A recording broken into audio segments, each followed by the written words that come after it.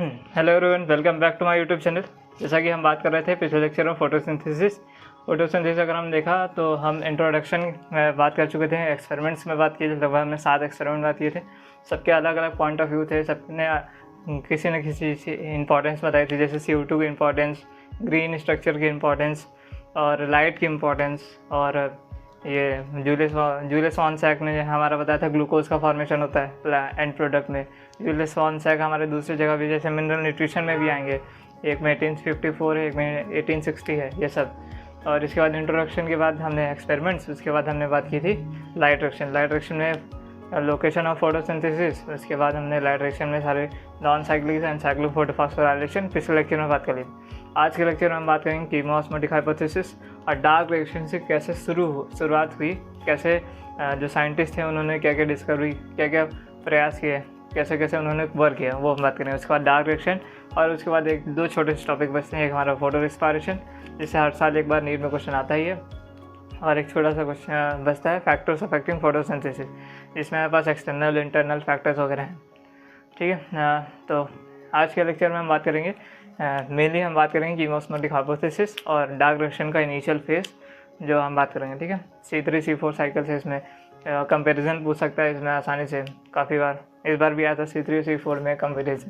तो अगर हम बात करें डार्क रिएक्शन,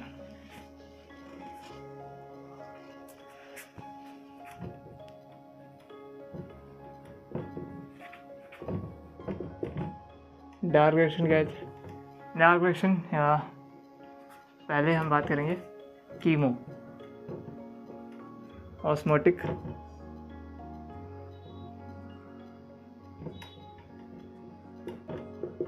कीमोऑस्मोटिक हाइपोथेसिस।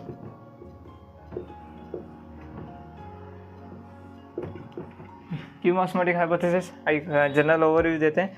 ये बताता है कि कैसे एक्चुअली ATP का हम फॉर्मेशन कैसे देखते हैं, और ये हमको क्लोरोप्लास्ट और माइटोकॉन्ड्रिया दो जगह बताएगा कि ATP का फॉर्मेशन कैसे होता है। यहाँ पर हम जो पढ़ेंगे क्लोरोप्लास्ट में पढ़ेंगे क्योंकि हम फोटोसिंथेसिस है। माइटोकॉन्ड्रिया हम अगले चैप्टर में रेस्पिरेशन में पढ़ेंगे। क्लोरोप्लास्ट में अगर हम देखें तो दो मेम्ब्रेनस सिस्टम होता है, उसमें हमारे पास थैलाक्लॉइड मेम्ब्रेन होती है, स्ट्रोमा वगैरह होता है। उनके बीच में हमको एक प्रोटॉन ग्रेडियंट बनाना पड़ता है सबसे पहले, जिसके थ्रू हम उसका ब्रेक डाउन करके ATP का सिंथेसिस करता है, और यही पूरा बताता है कीमोऑस्मोटिक हाइपोथेसिस। अगर हम इसकी रिक्वायरमेंट देखें सबसे पहले,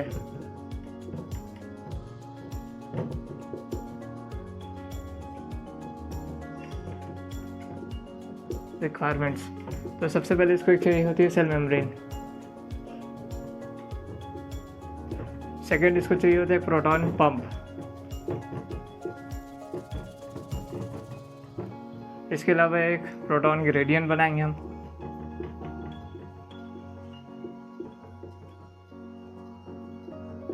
इसके अलावा ATP सिंथेस,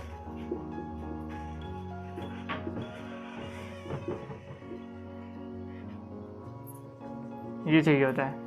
चार रिक्वायरमेंट में 4 चीज़ें हैं, cell membrane, proton pump, proton gradient और ATP सिंथेस। इसके अलावा इसमें हम प्रोटॉन ग्रेडियंट बनाने के 3 मेथड पढ़ेंगे।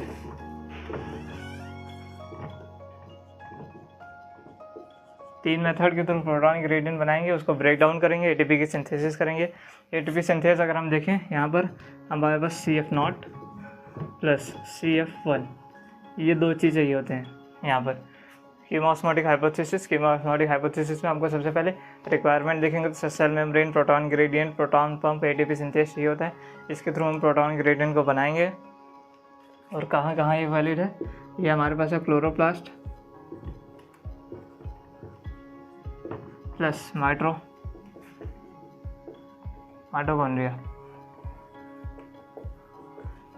ये 2 जगह पर हमको चाहिए होता है। दो जगह से हम इसमें स्टडी करते हैं। अगर हम क्लोरोप्लास्ट में अगर हम बात करें,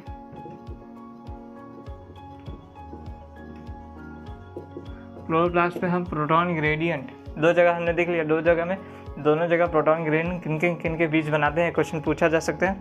अगर हम क्लोरोप्लास्ट देखें तो इसमें स्ट्रोमा प्लस थैलाकॉइड मेम्ब्रेन,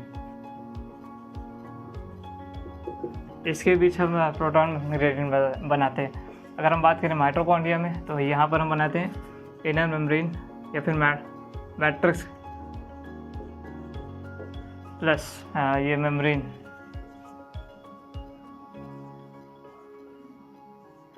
इन दो मैट्रिक्स और मेम्ब्रेन के बीच जो इनर मेम्ब्रेन और स्पेस है वहाँ पर हम प्रोटॉन ग्रेडियंट, मतलब हम प्रोटॉन ज़्यादा हम कर देते हैं और ग्रेडियंट बनाते हैं।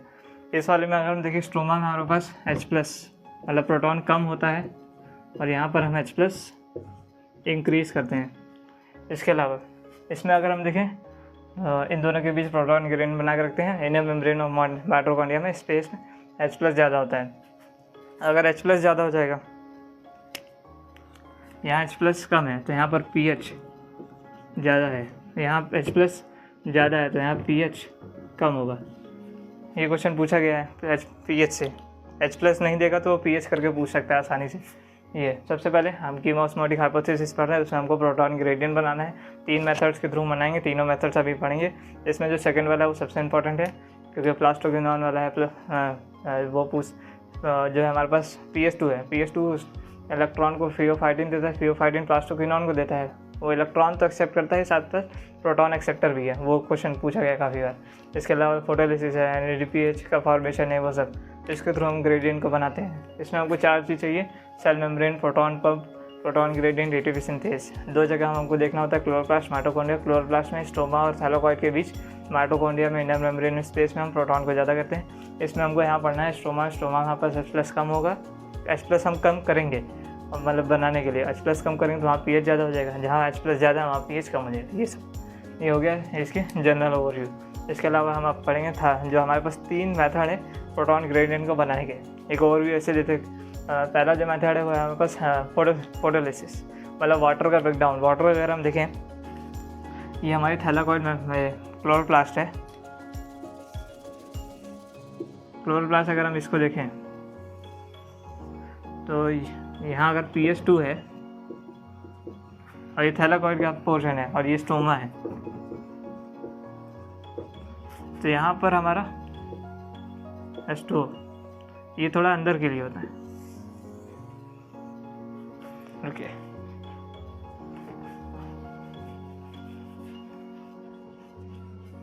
मतलब ये क्या है, pH2 के पास जो वाटर का ब्रेकडाउन होता है उसकी वजह से H+ जो थैलाकॉइड के पास ज़्यादा हो जाते हैं, थैलाकॉइड मेम्ब्रेन में।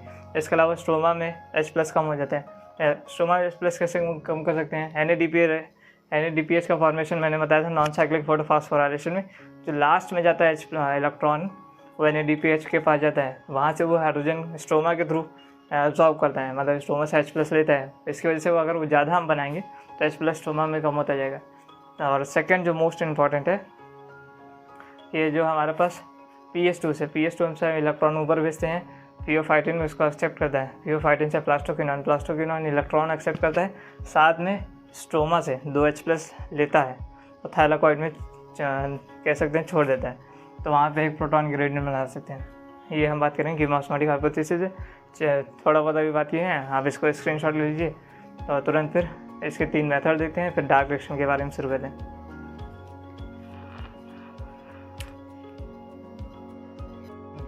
ये बात हो गई थी कीमा ऑस्मोटिक हाइपोथेसिस से जनरल। इसके अलावा हम तुरंत 3 मेथड पहले देखेंगे, सबसे पहले उसको नोट करेंगे, उसके बाद डार्क रिएक्शन देखेंगे।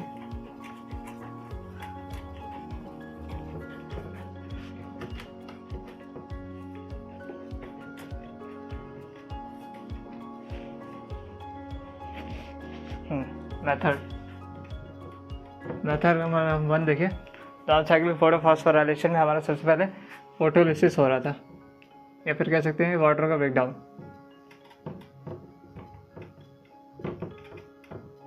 H2 हम ब्रेक कर रहे थे तो हमारा pH2 से रिलेटेड था, उसको हम इंक्रीज़ करेंगे। इंक्रीज़ अगर हम कर देंगे तो H+ इंक्रीज़ हो जाएगा।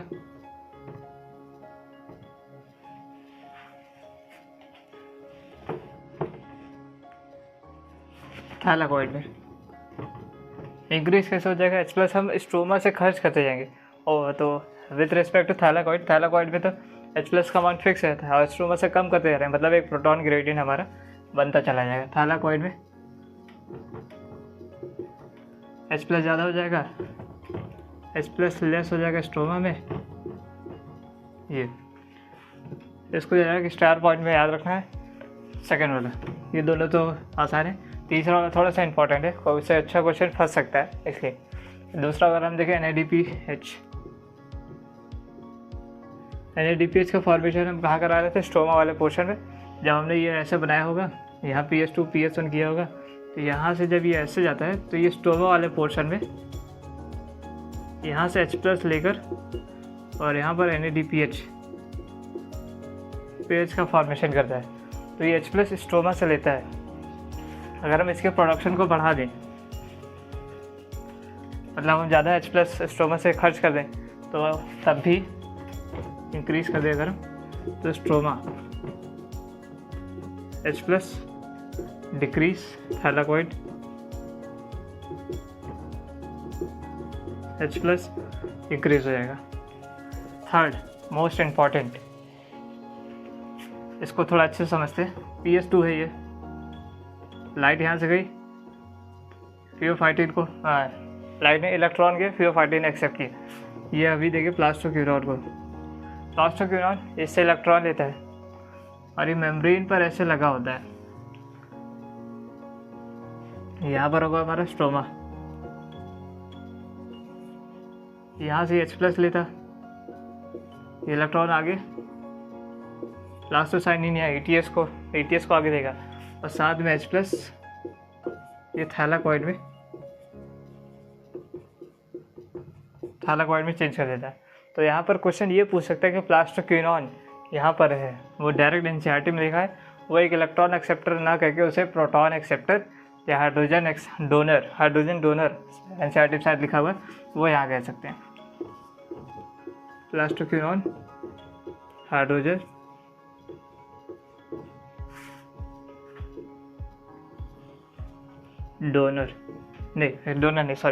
एक्सेप्टर।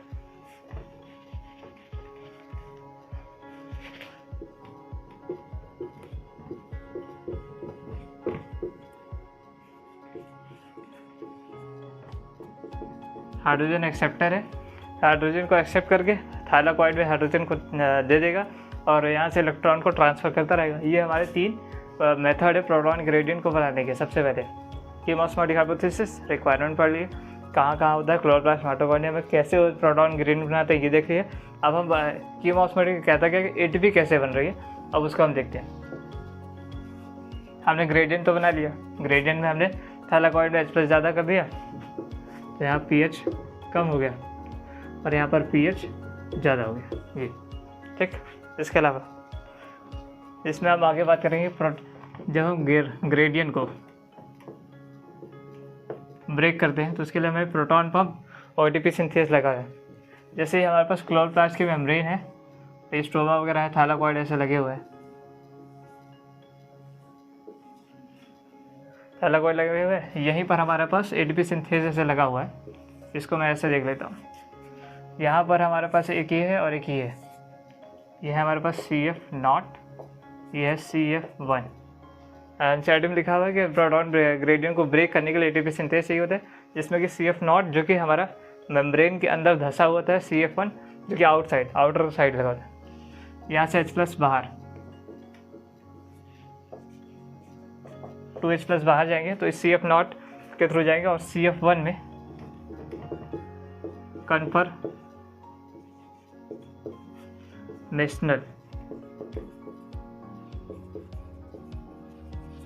कन्फर्मेशनल चेंज होता है, जिसकी वजह से उसका हेड जो है मूव ऑन करता है, उसकी वजह से वहाँ ATP का प्रोडक्शन होता है, हाइड्रोजन को जो हम ब्रेक करते हैं तब।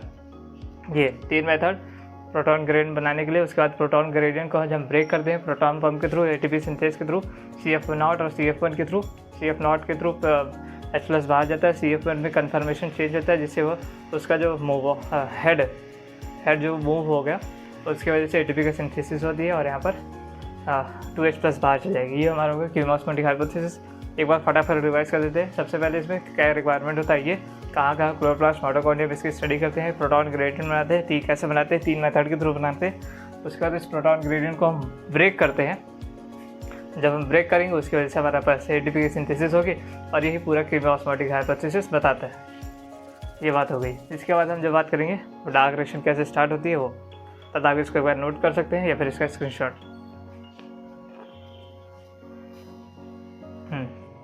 ये बात हो गई। इसके अलावा क्यूमोस्मोटिक हाइपोथेसिस तो कंप्लीट हो गया। इससे एक क्वेश्चन आने के चांसेस काफ़ी ज़्यादा होते हैं।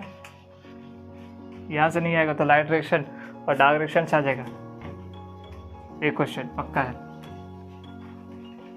और एक क्वेश्चन हमारा फोटो रेस्पिरेशन या फिर फैक्टर अफेक्टिंग फोटोसिंथेसिस, उन दोनों से एक क्वेश्चन आने पक्का है।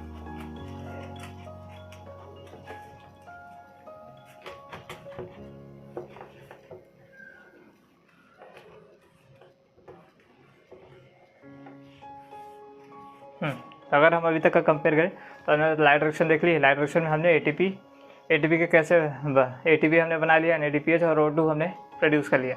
अब डार्क डायरेक्शन में हम क्या करना है, डार्क डायरेक्शन में इन्हीं चीज़ को हम यूज़ करके शुगर का फॉर्मेशन करना है। ठीक है, आप अगर कीमोस्मोटिक हाइपोथेसिस देखें तो उसके लास्ट पैराग्राफ में भी यही लिखा हुआ है कि लाइट डायरेक्शन में हमने एटीपी NADPH ये सब हमने बना लिया है। अब इसको हम यूज़ करके शुगर का प्रोडक्शन करेंगे डार्क डायरेक्शन में या बायोसिंथेटिक फेज़ में, जिसे हम इसकी अगर आप बात करें तो सबसे पहले इसमें जो साइंटिस्ट आते हैं वो कैल्विन आते हैं। वर्ल्ड वॉर सेकेंड के बाद उन्होंने रेडियो एक्टिव का सबसे सफल यूज़ किया और उन्होंने क्या किया, प्लांट्स में जाकर पता किया कि डार्क डायरेक्शन जो होती है उसमें पहला फाइनल प्रोडक्ट या फिर फर्स्ट प्रोडक्ट क्या था और फर्स्ट एक्सेप्टर क्या था, सीक्वेंस उन्होंने पता किया। तो उन्होंने जब इसकी स्टडीज़ वगैरह की तो उन्होंने जो पहला प्रोडक्ट मिला वो मिला था PGA, 3 कार्बन का मॉलिक्यूल, और उन्होंने सीक्वेंस वगैरह निकाला। लेकिन सभी प्लांट्स में ऐसा नहीं था, कुछ प्लांट्स में कुछ अलग थे। जैसे हमारे पास 4 कार्बन का कंपाउंड मिला था C4 प्लांट्स में, और C3 वाला जो उन्होंने 3 कार्बन निकाला तो उन्होंने उस प्लांट को C3 प्लांट के दिया है, और उसमें जो साइकिल चलती है उसे कहते हैं कैल्विन साइकिल। और C4 प्लांट्स को, जिसमें हमारे पास ऑक्सैलोएसिटिक एसिड बनता है, 4 कार्बन का कंपाउंड बनता है, उसे हम C4 प्लांट्स कहते हैं, ये वगैरह। तो इसके बाद कुछ साइंटिस्ट ने स्टडी की और साइंटिस्ट ने ये पता करना चाहा कि फर्स्ट प्राइमरी एक्सेप्टर जो CO2 का फिक्सेशन होता है तो कौन एक्सेप्ट करता है। और साइंटिस्ट ये सोचते थे कि अगर 3 कार्बन का बन रहा है तो 2 कार्बन का होना चाहिए एक्सेप्ट करने के लिए, लेकिन ऐसा नहीं था। फिर बाद में वो काफ़ी स्टडी करने के बाद हमें पता चला कि वो रुबिस्को है, राइबोलोस 1,5 बिसफॉस्फेट। ठीक है, ये जो कि 5 कार्बन का कंपाउंड है, उसके कार्बन से मिलने से 2 मोल PGA के बनते हैं, 6 कार्बन पूरे होते हैं। ये हमारा जनरल थोड़ा बहुत उसमें लिखा हुआ NCERT में, इसको रीड कर लीजिएगा और याद रखिएगा। शायद क्वेश्चन स्टेटमेंट वगैरह में पूछ सकते हैं आसानी से। ठीक है, डार्क डायरेक्शन ये हो गया। हाँ, तो ये बात हो रही थी डार्क डायरेक्शन, हमने बताया था कैल्विन साइकिल ने, जो हमारे कैल्विन साइंटिस्ट हैं उन्होंने डिस्कवरीज वगैरह मतलब खोजा वगैरह, और C14 रेडियो आइसोटोप था उसको यूज़ किया, जो कि वर्ल्ड वॉर सेकेंड के बाद सबसे अच्छा यूज़ था रेडियो एक्टिव का ये सब, और उन्होंने सीक्वेंस वगैरह पता कर ले ली। तो हमको जो यहाँ पढ़ना है डार्क डायरेक्शन में हमको पढ़ना है C3 और C4 साइकिल, जिसमें हमको C3 और C4 प्लांट्स के बेसिस पर हमको देखना है C3 और C4 साइकिल। इसके अलावा हम जो C4 का अगर हम प्लांट्स के एग्जाम्पल भी देखें तो मेज, सॉर्गम, ये सब हमको याद रखना होता है। शुगर के 3 एग्जाम्पल हमको याद रखना है, क्वेश्चन पूछा जाएगा इसी से, और कुछ नहीं पूछा जाएगा। C3 साइकिल अगर डार्क डायरेक्शन C3 साइकिल से शुरू करते हैं तो उसमें अगर सबसे पहले देखते हैं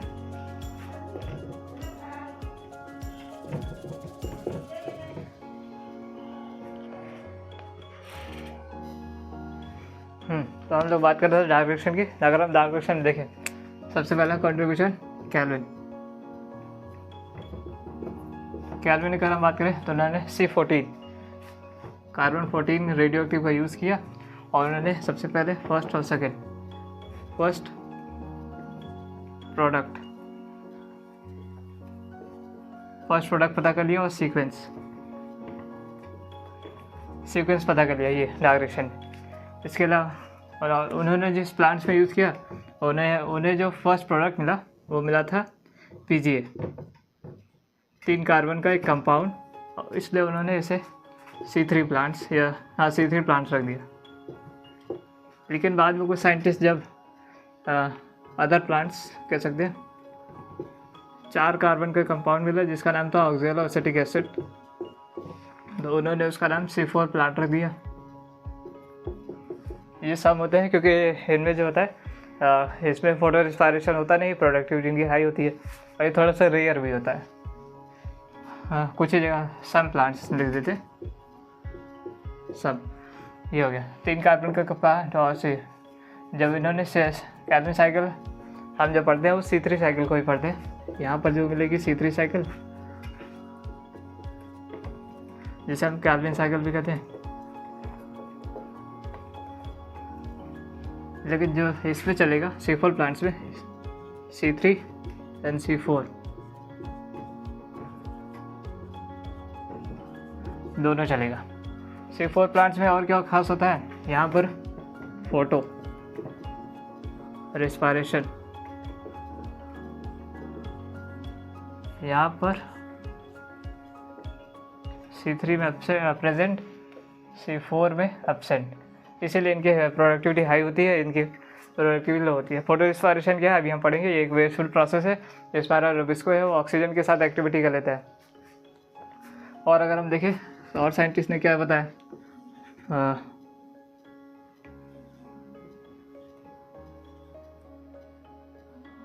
RUBB जो हमारा प्राइमरी एक्सेप्टर था CO2 फिक्सेशन में, जब एक्सेप्ट कर रहा था CO2 को, वो हमारा था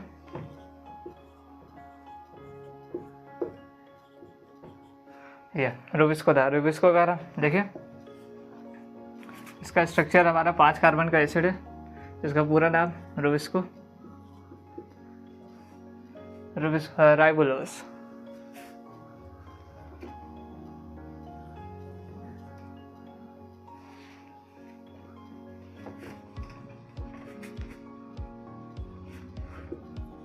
राइबोलोस 1,5 बिसफॉस्फेट।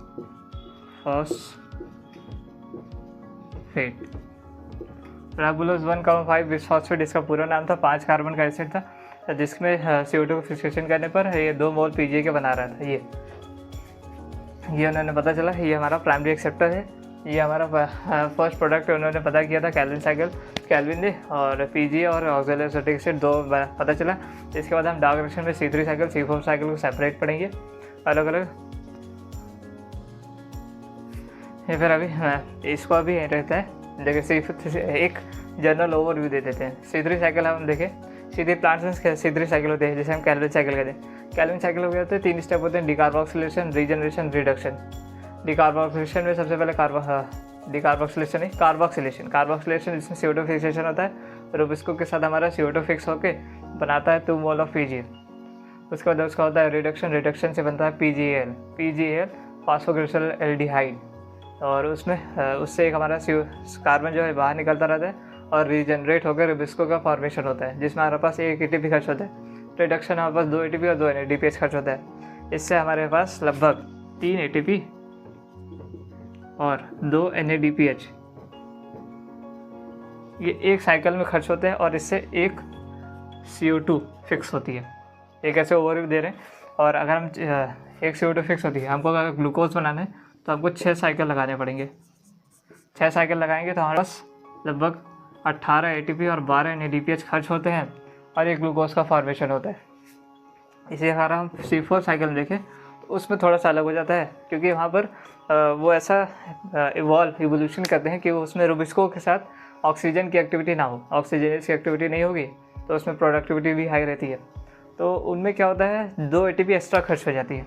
तो उनमें लगभग टोटल 30 ATP और 12 NADPH ये खर्च होकर एक ग्लूकोज का फॉर्मेशन होता है। और उसमें mesophyll cells, bundle sheath cells, 2 अलग तरह की सेल्स होती हैं। बंडल सीड सेल्स में हमारे पास C3 साइकिल चलती है। इनिशियल फिक्सेशन जो हमारा होता है मीजोफिल सेल्स में होता है, क्योंकि वो परवियस होती है। Bundle sheath cells impervious in nature होती है। ये सब हम जो आगे वाले लेक्चर में पढ़ेंगे, डार्क रिएक्शन की पूरी डार्क रिएक्शन और फैक्टर्स अफेक्टिंग फोटोसिंथेसिस कल वाले लेक्चर में पूरा खत्म हो जाएगा, और यहाँ हमारा फोटोसिंथेसिस एंड हो जाएगा। छोटा सा पोर्शन है, बहुत बड़ा पोर्शन है ये, लेकिन इंपॉर्टेंट पोर्शन है काफ़ी। तो लगभग 4 से 5 लेक्चर में हमने फोटोसिंथेसिस खत्म कर दिया। ये हमारा आज वाले हमने ये बात की कि ऑस्मोटिक हाइपोथेसिस और initial studies of dark reaction, ये सब अगर तो बहुत चलो आज। और पिछले लेक्चर में light reaction, non cyclic, cyclic फोटोफास्ट रिएक्शन पढ़ लिया था। NCERT आप पढ़ ही रहे होंगे या पढ़ लिया होगा, या अभी पढ़ लीजिएगा क्योंकि इस इम्पॉर्टेंट है। तो अभी आज तक के लिए हमारा इतना ही है। आप लोग ने बहुत से लोग हैं नीट का रिजल्ट देखा ही होगा, बड़ा चर्चा में है इस समय। हो सकता है नीट का पेपर वापस से हो इस साल। अगर आप लोग बोलेंगे, कमेंट करेंगे तो एक कह सकते हैं साइड वाइज एक एक चैप्टर का हम समरी में एक ऐसे ब्लैक बोर्ड में 1 से 1.5 घंटे 2 घंटे में पूरा चैप्टर पूरी समरी लिखते चले जाएंगे या फिर बोलते हुए चले जाएंगे। ये देखेंगे आने वाले लेक्चर में जैसे आप कमेंट करेंगे। इसके हमारा फोटोसिंथेसिस अगले लेक्चर में ख़त्म हो जाएगा। उसके बाद हम रेस्पिरेशन और पीजीआर वगैरह कंटिन्यू करते रहेंगे, या फिर आप ट्वेल्थ वाला उठा लेंगे शॉर्ट वाइज में 2 घंटे का लेक्चर पूरा शॉर्ट में, ये मतलब 1 घंटे का दो बार लेक्चर 50-50 करके ऐसे कर सकते हैं। तब तक के लिए मिलते हैं, धन्यवाद। और हमारे टेलीग्राम चैनल को ज़रूर से ज्वाइन कर लीजिए। उसमें आज हमारे इस रेस्पिरेशन की पूरी नोट्स फोटोसिंथेसिस सारी नोट्स आज पहुँच जाएंगी। मिलते हैं, धन्यवाद।